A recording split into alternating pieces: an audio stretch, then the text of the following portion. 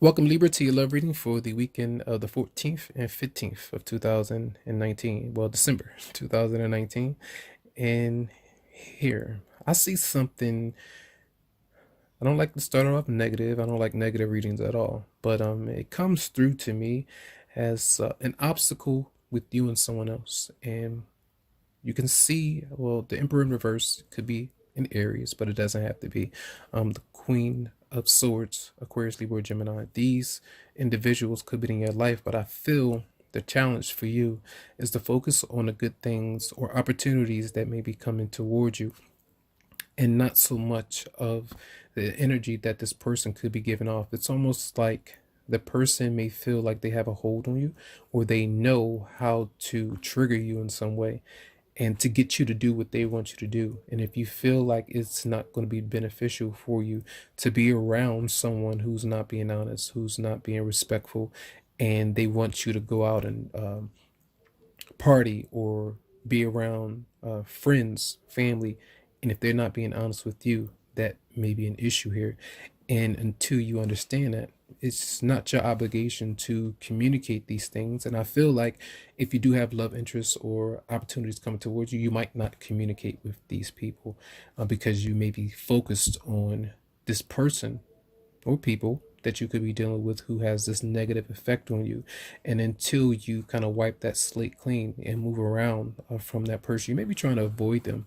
I feel like the person that's coming towards you wants to have a good time and do other things, but they may not be focused on what needs to be done. Like if they want to be in a relationship or connection with you, they may not focus on their priorities. And often that causes obstacles with the relationship. And if that continues to happen, that's why I feel your emotional connection with them could be dwindling significantly, and the passion could be lost, and that causes you to make the decision to focus on other opportunities in different cities, in different states, or in different ways, a different type of partner that you might want that's going to be beneficial for you spiritually, and not just have this physical connection. The theme I noticed for this week is that the emotional intensity is definitely there. There are a lot of people that are not talking to one another, and people are reevaluating their connection that they have with the love interest. And what it causes you to do is to be, it's almost like you're in the constant battle with this person or other people.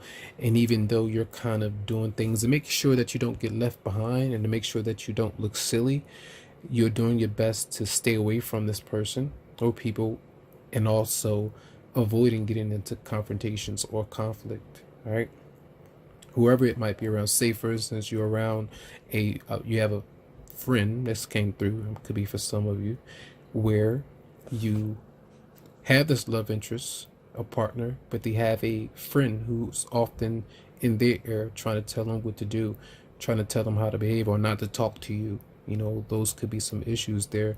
And it's like a negative influence on your love relationship. And if you have friends like that or associates, you don't need to be around these people.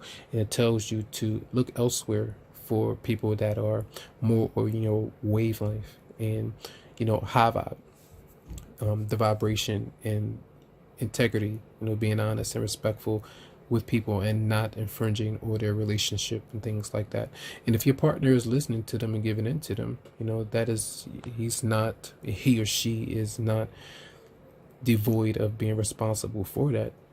They're just as responsible as the friend or the people that you call friends, because it's they're listening to that. So a connection needs to be between you and the other person. And of course, people and family and friends are going to have some kind of say so in the connection, because we are influenced by other people, but we don't have to be. And I feel like this is still a growing escapade or scenario that you could be dealing with or facing or adjusting to. Right, so it tells you, wow, what keeps happening with this person. Is this something that I want to be in, or a person I want to be with? Is their pattern of behavior good, or is it toxic? And this is something that you're understanding this weekend, little by little, I feel.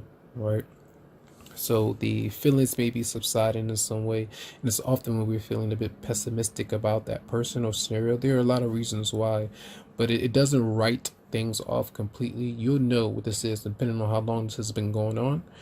You'll know, and it's almost like if you're starting to get a lot of attention from other people and you're not communicating to them, that's pushing off the opportunities that you might have because you're focused on this other person that's definitely not communicating to you, you see, and it's telling you not to focus there all the time. All right, so try to do your best to look in different directions, doing something else, focusing on the long term, but also not being overly emotional or allowing that person to grab at you or provoke you in a way that has you responding in negative ways. All right, so that's going to be a reading for the weekend. I hope the messages did help out. 555 on this clock here, the time. And if you would like a private or personal reading, you can always go to the description of the video, and the email will be available for you. All right, so have a good one.